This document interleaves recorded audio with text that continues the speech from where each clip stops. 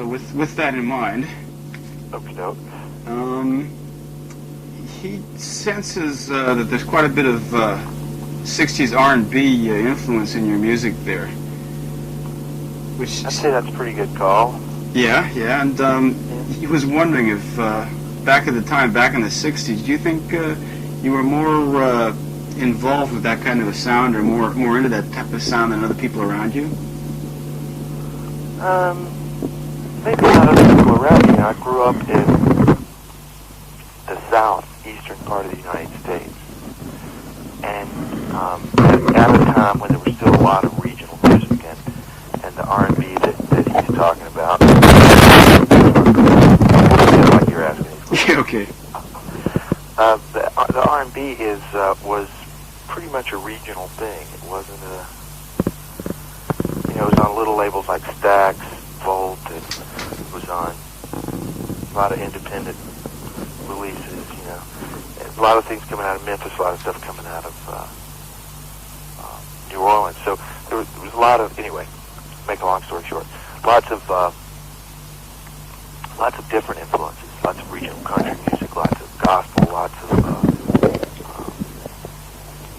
stuff. Plus, we still got the Beatles and the Rolling Stones and everybody. So, a lot of my friends liked R&B and stuff, a lot more than they liked the Beatles or the Rolling Stones. So, it was just an area where I got lots of different things and liked it all. And well, that pretty much all comes out whenever you start to create music yourself, huh? I guess so. I've never really thought a whole lot. I operate on a relatively instinctive level. I haven't really ever sat down and said, I want to be like this or I want to be like that. I've always just sort of, tried to keep myself happy, tried to keep myself interested in what I was doing, which I think maybe is responsible for some of the more eclectic aspects. And you kept the band together by the name of Arrogance for 14 years. Yeah. That's maybe a couple of years too long, but we had a good time. What held it all together for that long? Well, there were two guys. Me and this one other guy wrote all the songs, and essentially wrote the songs with the two main sort of guys, and we just, we kept having just enough success and sort of, just enough of a carrot kind of being dangled in front of us, and we enjoyed singing together, and we were popular enough that we could, make a living doing it, and make records, and always feel like maybe we'd reach more people. So basically, and it was easy. So that was the other thing.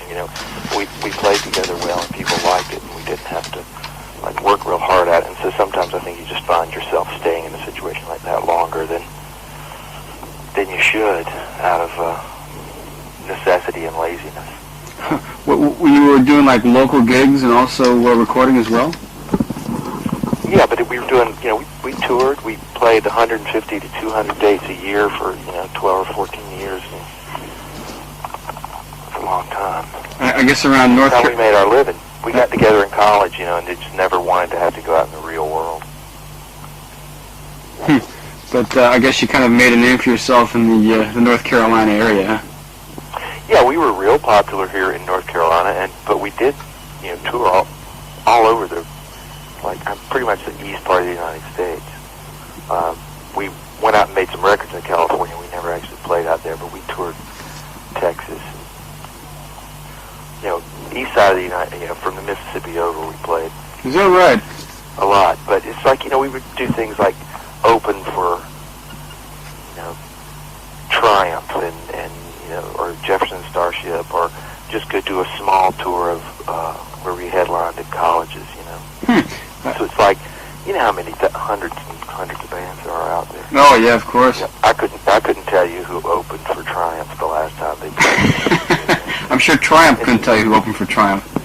Yeah, exactly. So we were just another one of those bands who never really quite had a hit. We had a couple of records that maybe could have done something, but we really never did make a brilliant record. We had some really great songs from records. A lot of those guys are the guys that are playing on some of the songs of Most of the Girls Like to Dance. So. Oh, is that right? Mm-hmm. That was a question, actually. He showed me the record sleeve there before the interview. He said, "Do you recognize any of these people?" I said, "Other than Mitch Easter, no." Now, which album is my new album out in Japan, or are we talking about Most of the Girls Like to Dance? Which record? The new album. He showed me the first one. Okay, yeah, Most of the Girls Like. Yeah, Most of the Girls Like to Dance. Yeah. Right. Because there is that new one called Romeo at Juilliard that I don't know whether it's come out in Japan yet or not. Well, I think that Here in the United States. I think it's supposed to basically coincide with about the time this interview was published. Okay, gotcha. But anyway, it was a very unfamiliar lineup on the first album. Yeah, the like about half, a lot of that stuff I played myself, and then like Mitch I think plays on a song or two on that record, and for the most part, those are the other guys that play on about 6 of the songs were the guys in Arrogance. Well, I guess the real story about Arrogance has not really been publicized that much, because he wanted to know if you were driving a cab by day for those 14 years. Oh, no. We played. That's all. I've really never had to have a job, which is kind of an interesting...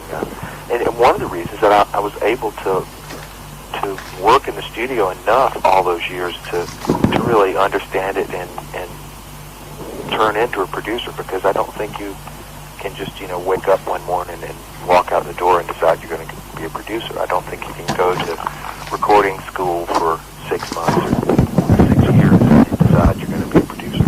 I just think that it's something that just kind of happens. I think it's more of an apprentice kind of business. It's more like learning how to be a blacksmith or something like that. And hopefully you learn something every day and you get better at it every day. So what was the straw that broke Arrogance's back there?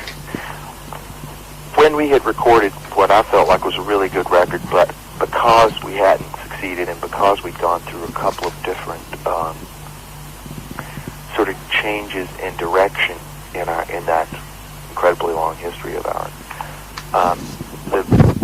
nobody was listening to us anymore. It was kind of a weird time for American A&R. A lot of the old guys were still in, and new guys were coming up and starting to change it around. And we just sort of fell in the cracks between being, oh yeah, they're that tired old Coliseum rock band that never did anything, and the guys who wanted, everything to be, I don't know, like. I used to have a couple of good examples, but anyway, we fell into the cracks there between the modern stuff, the Thompson Twins and Night Ranger or something. We just. Is that right? It sounds like people just didn't know. They just didn't know what to do with us, because we're kind of like I am now. I mean, that a big part of it, was the same kind of stuff that I'm doing now, but the.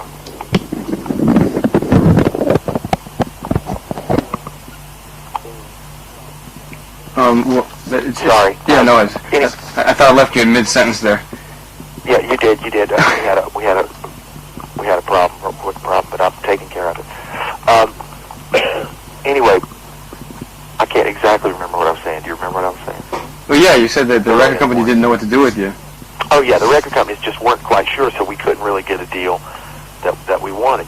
So we said, well, we've been working too hard and we're too good to be sitting around doing this stuff, because we just that happens. I've seen it happen to other bands. I've seen records that I really liked that we worked hard on that people can appreciate now, that at the time that that I made these records, that people just didn't quite get it. Well, it sounds rather odd though, because you say like opening for Triumph, likening your sound to something like Night Ranger. That. No. I didn't mean that we sounded like Night Ranger. We didn't sound enough like Night Ranger for the guys who were signing Night Ranger. Oh, okay. And we didn't sound enough like the Thompson Twins for the guys that were signing the. Oh, okay. I get you. So we fell into that void there in the middle where nobody knew what to call. Oh, okay. Radio has enough trouble understanding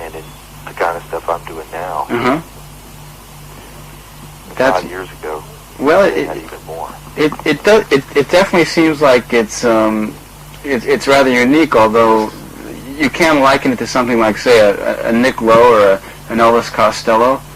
Well, I like those guys. You know, I think I don't know where the comparisons. I think a lot of it may be that both Nick and I like to write stuff that maybe has a little bit of a twist to it lyrically, you know, sort of tucked in kind of still pretty much traditional pop song values, you know, as far as the songs go. But, yeah, I don't mind being compared to them. I like them. Getting back to Arrogance there, when the band broke up, what exactly did you have in mind in terms of a future for yourself? Well, see, I'd been producing all along, so we were already, when we broke up, we were already working on this second R.E.M. record. Mitch and I were. Uh-huh.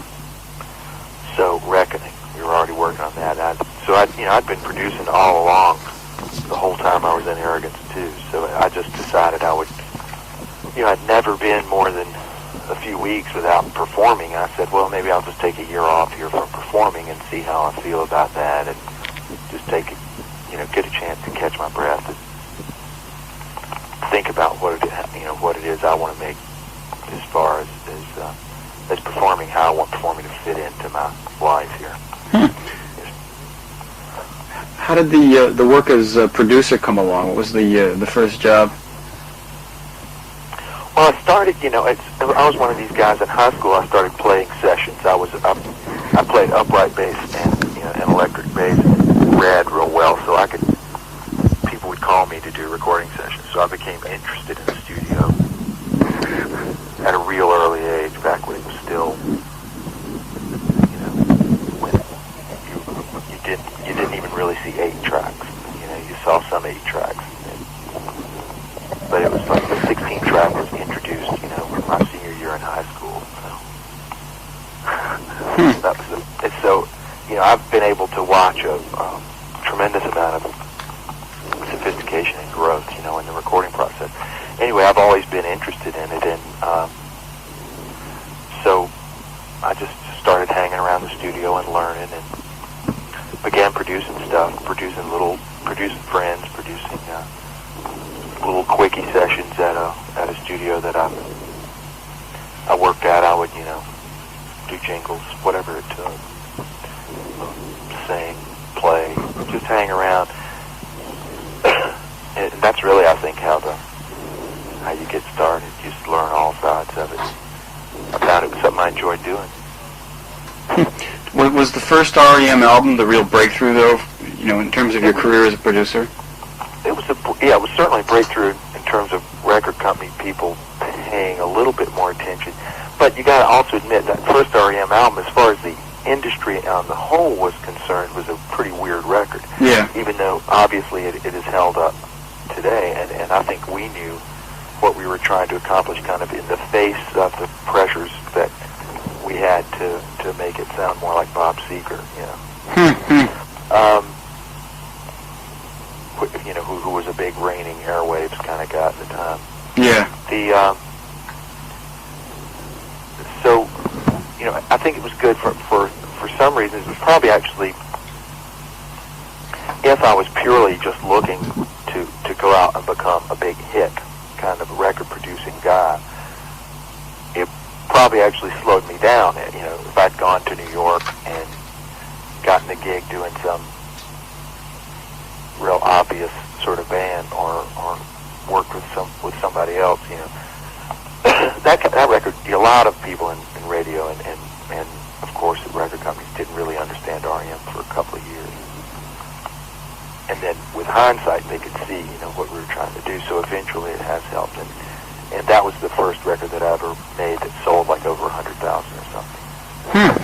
Do you think you added to... I had a lot of records that would sell. I produced a lot of independent stuff prior to that, sneakers and a lot of kind of underground hit kind of things. So I was working a lot already. Did that change your approach to producing at all? With it becoming like somewhat successful, did you start changing your actual habits in the studio, like trying to mimic the same thing? No. Now, because I look at everything, I look at it as a real. I try to be like to reflect the attitudes of the artists I'm working with. So each one's a little bit different, and you do different things for different acts, and you handle things differently. I don't have any sort of standard formula for making a record.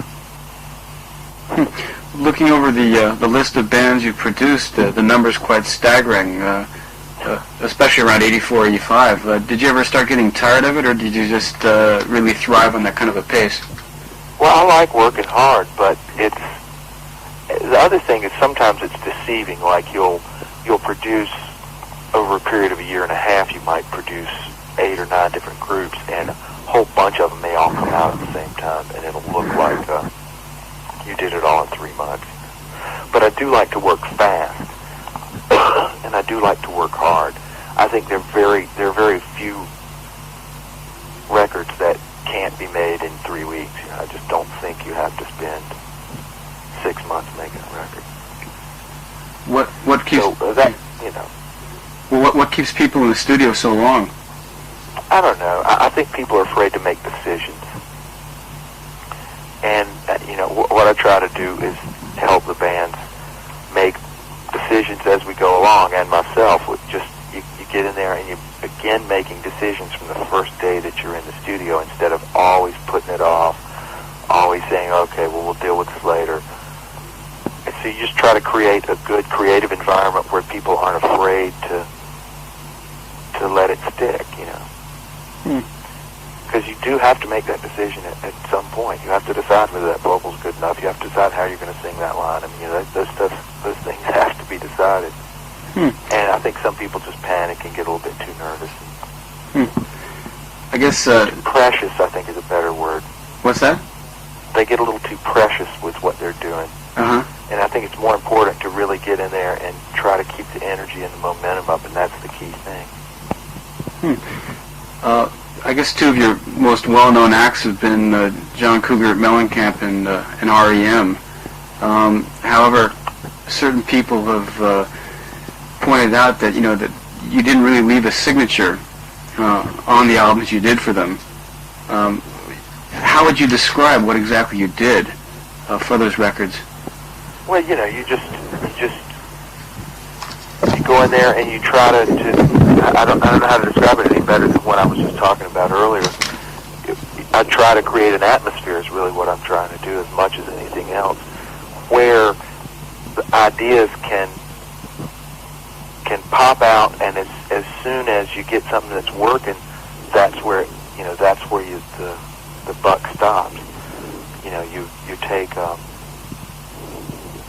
you don't sit around and have a negative. It's try to create a positive atmosphere where people can try out musical ideas. And I never try to force my own musical ideas on some band, because I feel like that's why they're there. They're not there for me to put my music into their mouths, so to speak.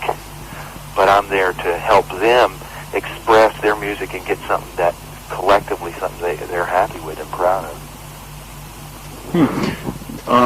Do you find yourself being compared to any other producers at all, or do you think you pretty much have you hacked out your own little niche?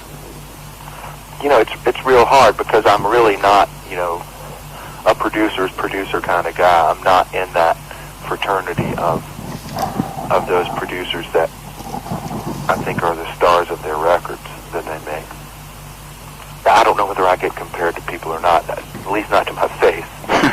So, and whether I'm unique or not, I have no idea, because I don't really know that many other guys. Okay. I like to think I still think of myself as a singer, and a musician. So I'm just in there helping out. Producers to me are guys with a briefcase and I don't know. Somehow they're not me for whatever kind of. I don't know how to explain it any better than that. It's too early in the morning for that. Just to set your mind at ease here, I'm just about to round out the questions on Don Dixon, the producer, and we'll move on to Don Dixon, the artist. Oh, no, that's okay. I don't mind talking about producing. It's just real hard. It's real hard when you ask me to sort of tell you where I fit in, because I really don't have any earthly idea how I fit in or compare to a lot of these real successful sort of producer kind of guys. Mm-hmm. But, like, for example, the band Wednesday Week, they claim that they signed with Enigma almost solely for the purpose of securing you as their producer. What do you think accounted for that sort of respect and admiration from a young band like that? Well, I think that bands have a feeling that I'm not going to try to change them, but just try to help them find weaknesses and find strengths, and then concentrate on the strengths, and help them sort of either strengthen their weaknesses or bypass the weaknesses somehow, and and without trying to just gut their sound and make them start over again. And I think that that's probably the myth that some people are coming into making records with me, in their mind. But it is true that I really do try hard to not ruin the thing that makes them different or unique or themselves. Cause it's very easy to get in there and get very confused by the record companies. Record companies will very often not even be in agreement on how a band should be handled. So, excuse me. So they, consequently, they're going to be giving the band a lot of mixed signals as to what they should do.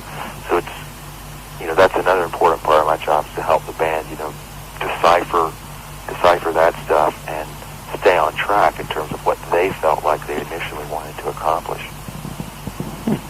But you have no problem producing yourself, though. Well, producing myself is really, really neat, because I don't have to be objective. I don't have to deal with the politics in the same way. It's more just going in there and being very instinctive and very subjective, and just doing what I want to do and doing what I think feels right.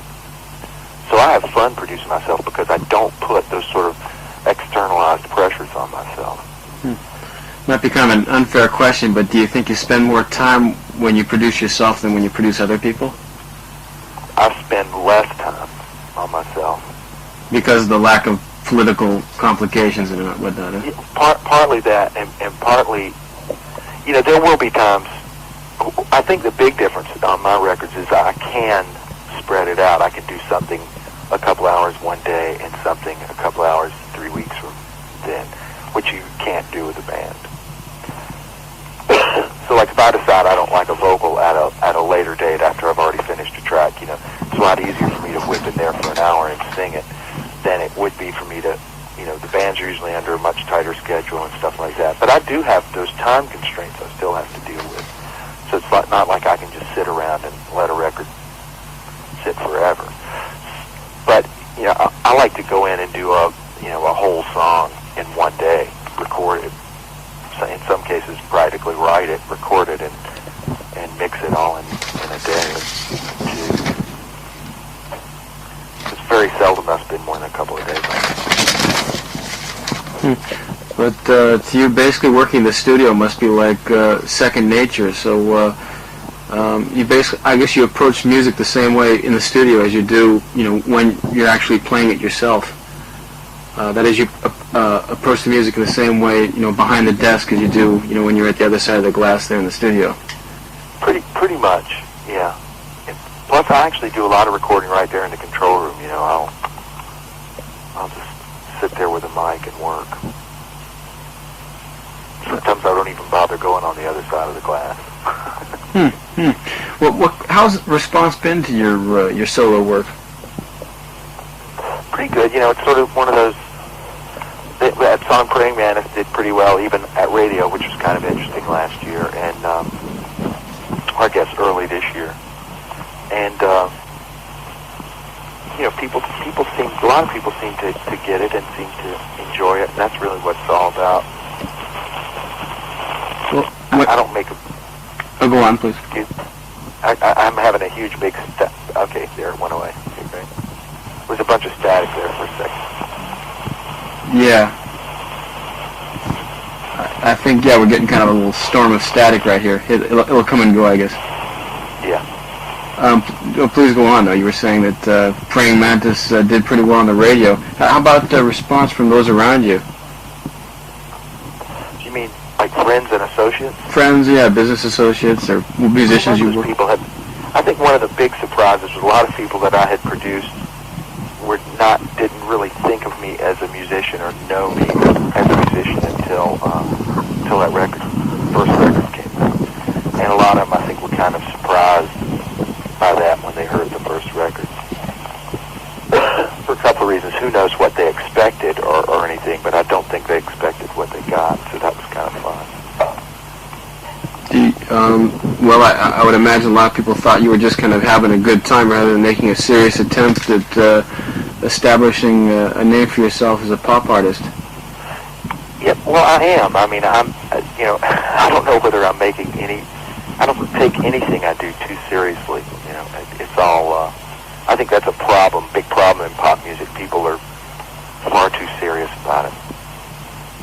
I really am just trying to have fun and sort of keep the spirit of, Little Richard and all the rest of those guys in my mind as I make records. But your records kind of reek of that the '60s pop sound. Do you think it might be a bit out of touch for radio now, or can you see your stuff being played now or in the not too distant future? Oh, I don't know. I mean, radio comes and goes, and it's real different in different parts of the world. And the United States radio goes through all kinds of trends, and I'm not even going to pretend to guess what trends they're going to move into next, or I can't predict. I still, with the records I produce and with my own stuff, I'm just looking to make something that I like, that I think has some valid reason for being put on tape and put on vinyl. You sound like a very fortunate person, though, because a lot of people, really struggle to get their record out. They want the recognition on the charts and whatnot, but in your own case, you can kind of get by easily as a producer, so I guess the performing side is almost like gravy, cream on top. Yeah, I think that's a good way to put it. It's even though, I do enjoy it, and like singing is to me the key thing, I don't really feel like I need at this point in my life to compromise any of my own sort of values about what I'm doing in order to somehow try to get on the radio. So I'm not going to do that. So if I get on the radio, great. I want to get on the radio. I want to have huge hits. I think that's wonderful. I think it's fun. And meanwhile, I'm not going to try to second guess what it is radio wants. I'm still going to try to make myself happy. You're talking about keeping alive the spirit of Little Richard and whatnot. Do you find that that's still the music that moves you the most? Well, it's really hard to say. No, I love a lot of the new stuff that's going on. I think everybody always has a certain nostalgia for things that were like linchpins in their life, Mm-hmm. And the early rock and roll stuff was unquestionably real influential and important part of my life, as was the R&B stuff we were talking about. And so some of those things definitely are, more, are closer to me. They're things that I sort of look back, I think, to more for inspiration than anything else. Even though my writing style, I don't really think has that much in common with that stuff, particularly lyrically. There is a spirit and an energy to that stuff that I like to maintain, and I think that's what a lot of people lose in the studio with thousands of hours of overdubbing and trying to perfect things. You do seem to like to inject a bit of humor into the lyrics there. Have you always been a fan of lyrics, or is that's just something you like to pay attention to in your own music? Well, I probably pay attention. I pay attention to my own lyrics more than I do other people's, I think. But I think, hopefully I can, when I'm doing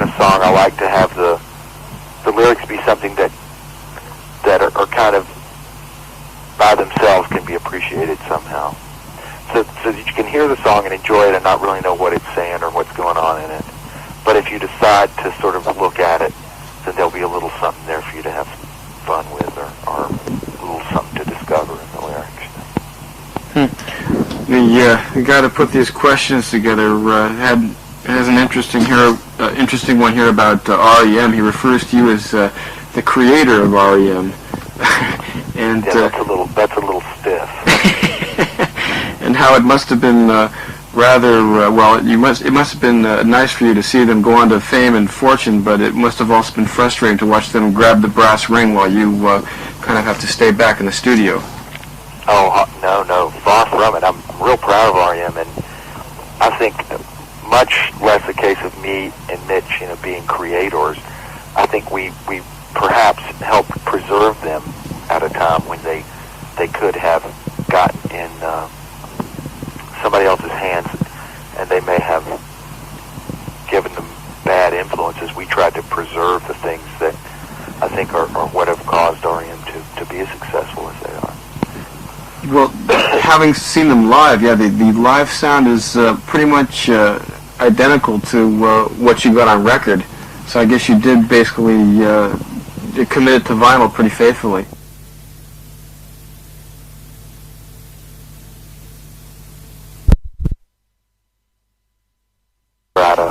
Of sound sort of underneath it.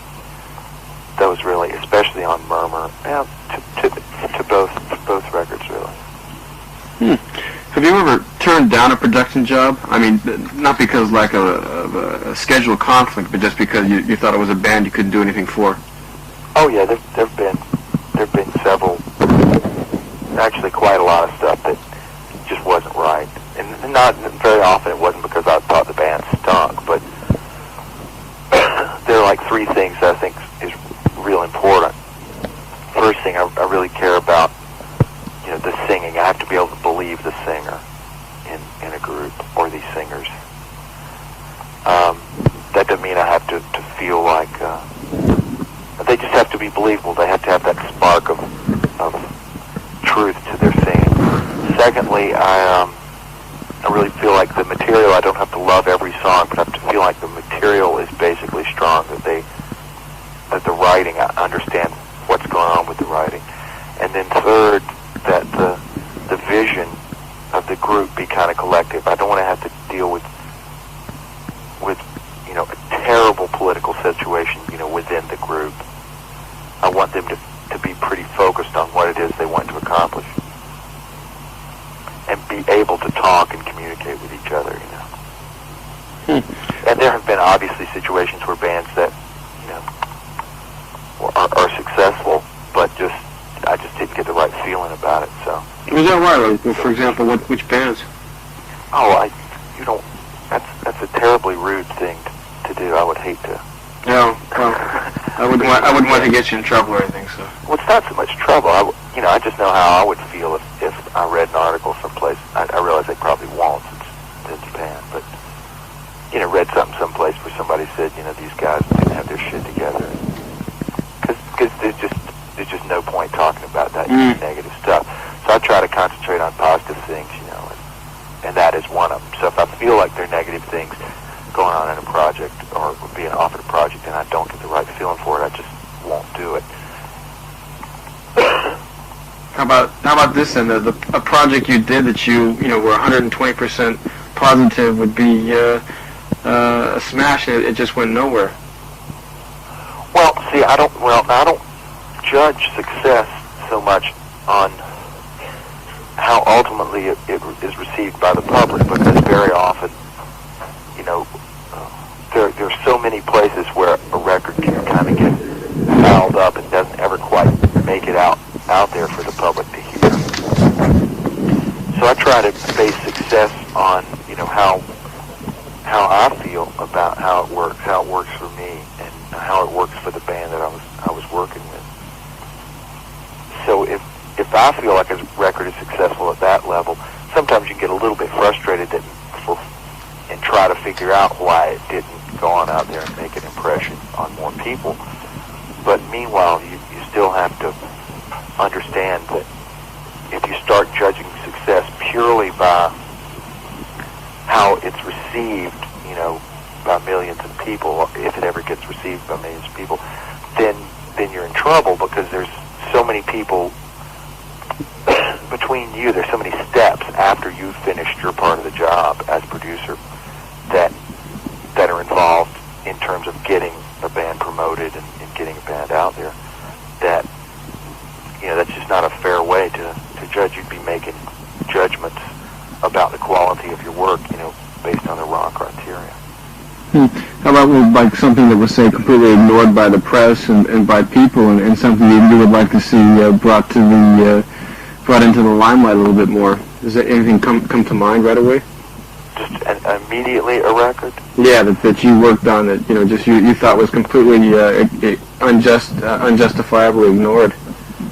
Well, I can't think of too many records that have been unjustifiably ignored by the press. Most of the press either gets on. I think there have been some records that the press has missed for some reason, that they've talked about a lot, but haven't quite gotten the record. I think Marshall's last record was surprisingly sort of mixed kind of reviews on that, especially people sort of complaining about his songwriting on this record, which I think is really strong and real good, and that was kind of hard for me to understand. Marshall Crenshaw. Yeah, his new record's called Mary Jean and Nine Others. Mm-hmm. I don't know whether it's out there in Japan yet or not, but I think it's a really, really good record. We've gotten some kind of weird press on that. Well, there have been lots of good press, but there's also been quite a few things where they have sort of busted his chops on his writing, which I just don't think is correct. I think he's a great writer. It's so hard, like you said, there's been so many records. I'm sure that as soon as we hang up, I'll think of a real good record that's lost that should be found, but I can't think of one right now. Getting back to your own solo work, according to the gentleman who put these questions together, the second one seems to have greater breadth, style-wise. There seems to be a greater assortment of styles. Is that a correct observation, first of all? It probably is. Again, I don't take a real objective look at what I'm doing. Sometimes it's hard for me to even remember sometimes exactly what I did. So it's yes, I think he's right. I think I probably do stretch out just a little bit more style-wise on this record, trying to still sort of keep it cohesive, a little bit more of a cohesive theme kind of going through the record. I think in some ways this new record is more successful for me than the first one, because of the more broad approach style-wise, yet I still has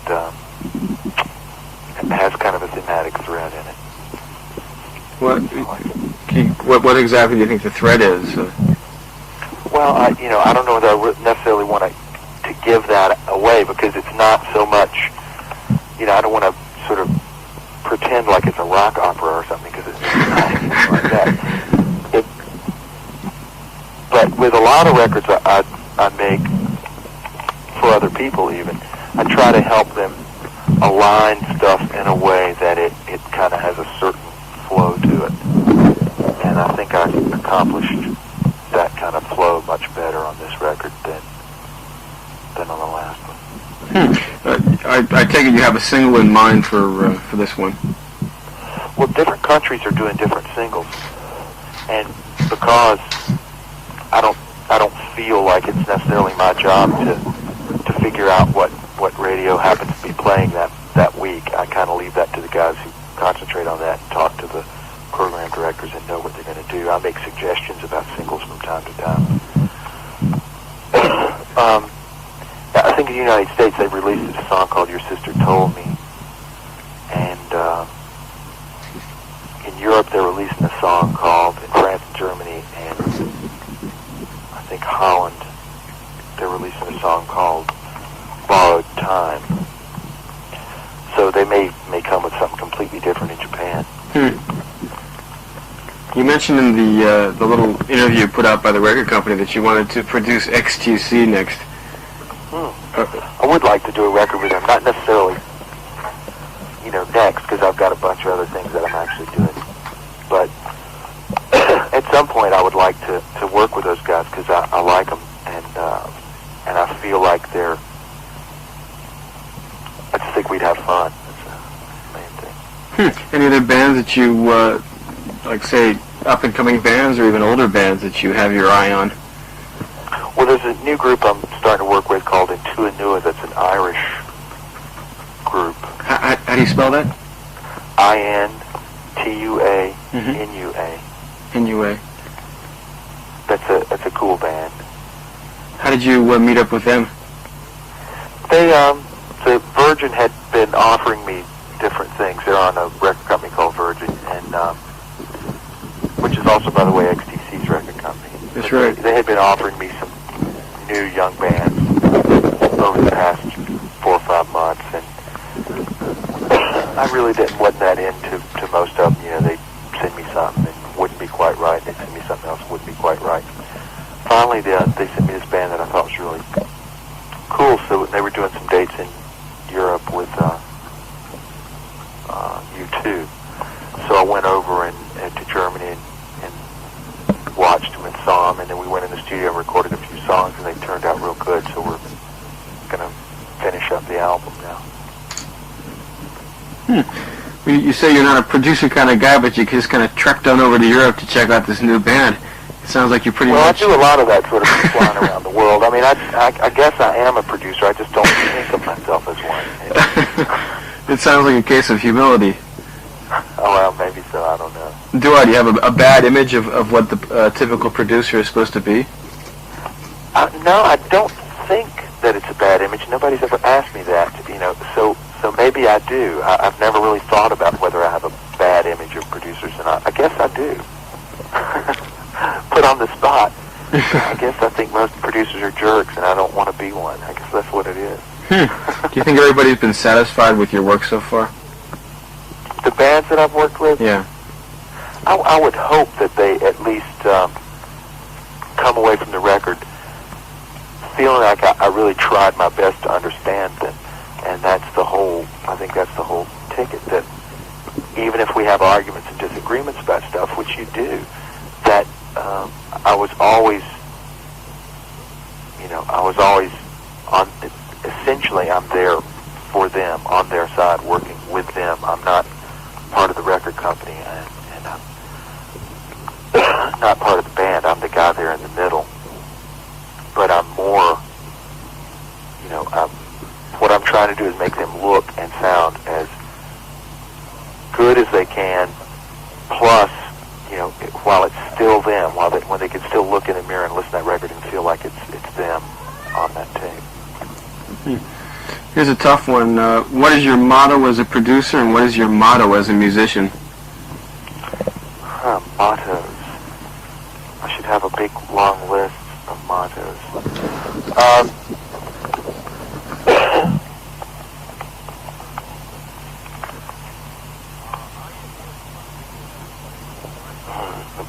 Can I think about this for just one second? Yeah, sure. Go ahead. Take your time. Okay.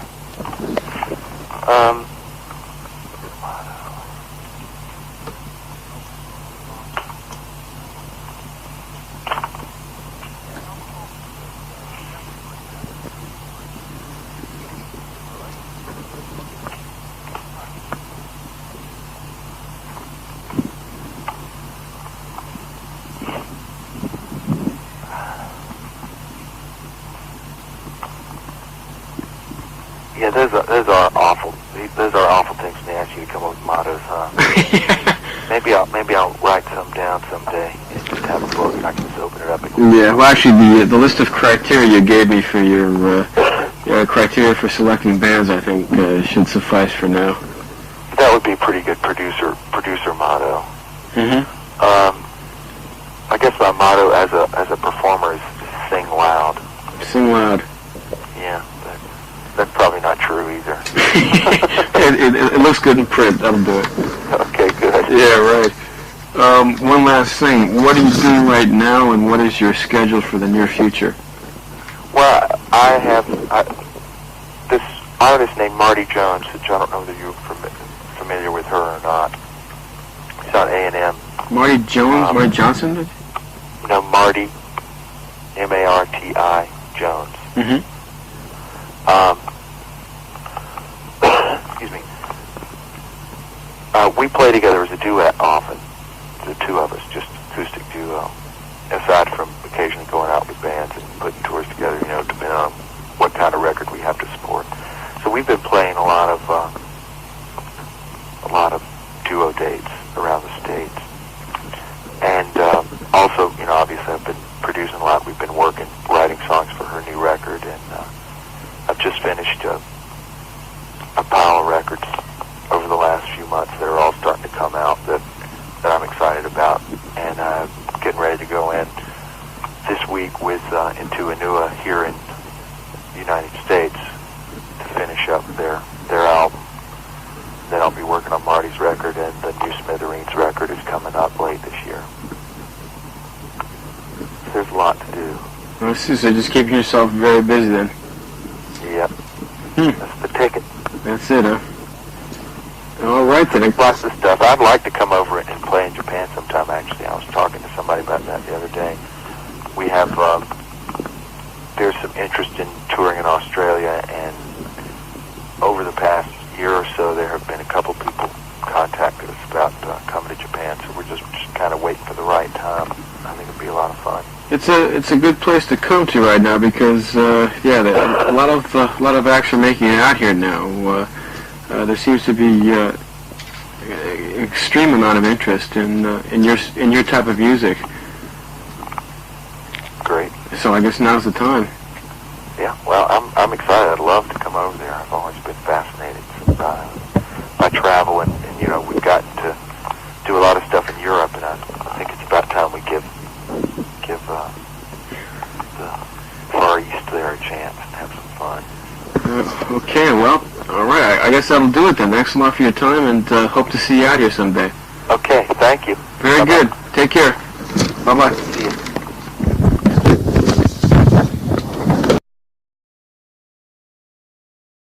And, well, essentially wrote the songs with the two main sort of guys, and we just, you know, we kept having just enough success and sort of, you know, just enough of a carrot kind of being dangled in front of us. And we enjoyed singing together, and we were popular enough that we could, you know, make a living doing it and you know, make records, and always feel like maybe we'd reach more people. So basically, and it was easy, so that was the other thing, you know, we played together well and people liked it, and we didn't have to like work real hard at it. And so sometimes I think you just find yourself staying in a situation like that longer than you should, out of necessity and laziness. You were doing like local gigs and also recording as well? Yeah, but we were doing, you know, we toured. We played 150 to 200 dates a year for, you know, 12 or 14 years. It's a long time. I guess around North That's how we made our living. We got together in college, you know, and they just never wanted to have to go out in the real world.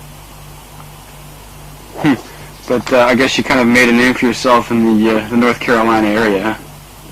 Yeah, we were real popular here in North Carolina, but we did, you know, tour all. Now, which album is my new album out in Japan, or are we talking about Most of the Girls Like to Dance? Which record? The new album. He showed me the first one. Okay, yeah, Most of the Girls Like to Dance. Yeah, Most of the Girls Like to Dance. Yeah. Right. Because there is that new one called Romeo at Juilliard that I don't know whether it's come out in Japan yet or not. Well, I think that Here in the United States. I think it's supposed to basically coincide with about the time this interview was published. Okay, gotcha. But anyway, it was yeah, a very unfamiliar lineup on the first album. Yeah, the like about half, you know, a lot of that stuff I played myself, and then like Mitch I think plays on a song or two on that record, and for the most part, those are the other guys that play on about 6 of the songs were the guys in Aragon. Well, I guess the real story about Arrogance has not really been publicized that much because he wanted to know if you were driving a cab by day for those 14 years. Oh, no. We played. That's all. I've really never had to have a job, which is kind of an interesting... and one of the reasons that I was able to work in the studio enough all those years to really understand it and turn into a producer. So with that in mind... Okay, no. He senses that there's quite a bit of 60s R&B influence in your music there. Which I'd say that's a pretty good call. Yeah, and he was wondering if back in the 60s, do you think you were more involved with that kind of a sound or more into that type of sound than other people around you? Maybe not other people around me. I grew up in the southeastern part of the United States, and at a time when there was still a lot of regional music and the R&B that he's talking about. Like you're asking. Yeah, okay. The R&B was pretty much a regional thing. It wasn't it was on little labels like Stax, Volt, and it was on a lot of independent releases, and a lot of things coming out of Memphis, a lot of stuff coming out of New Orleans. So there was a lot of, anyway, make a long story short, lots of different influences, lots of regional country music, lots of gospel, lots of stuff. Plus, we still got the Beatles and the Rolling Stones and everybody. So, a lot of my friends liked R&B and stuff, a lot more than they liked the Beatles or the Rolling Stones. So, it was just an area where I got lots of different things and liked it all. And well, that pretty much all comes out whenever you start to create music yourself, huh? I guess so. I've never really thought a whole lot. I operate on a relatively instinctive level. I haven't really ever sat down and said, I want to be like this or I want to be like that. I've always just sort of, tried to keep myself happy, tried to keep myself interested in what I was doing, which I think maybe is responsible for some of the more eclectic aspects. And you kept the band together by the name of Arrogance for 14 years. Yeah. That's maybe a couple of years too long, but we had a good time. What held it all together for that long? Well, there were two guys. Me and this one other guy wrote all the songs, and all over I'm pretty much the east part of the United States. We went out and made some records in California. We never actually played out there, but we toured Texas. East side of the United, from the Mississippi over, we played. Is that right? A lot, but it's like, we would do things like open for, Triumph and or Jefferson Starship, or just go do a small tour of where we headlined at colleges, So it's like, how many hundreds and hundreds of bands there are out there. Oh yeah, of course. I couldn't tell you who opened for Triumph the last time they played. I'm sure Triumph couldn't tell you who opened for Triumph. Yeah, exactly. So we were just another one of those bands who never really quite had a hit. We had a couple of records that maybe could have done something, but we really never did make a brilliant record. We had some really great songs from record to record. A lot of those guys are the guys that are playing on some of the songs of Most of the Girls Like to Dance. So. Oh, is that right? Mm-hmm. That was a question, actually. He showed me the record sleeve there before the interview. He said, "Do you recognize any of these people?" I said, "Other than Mitch Easter, no."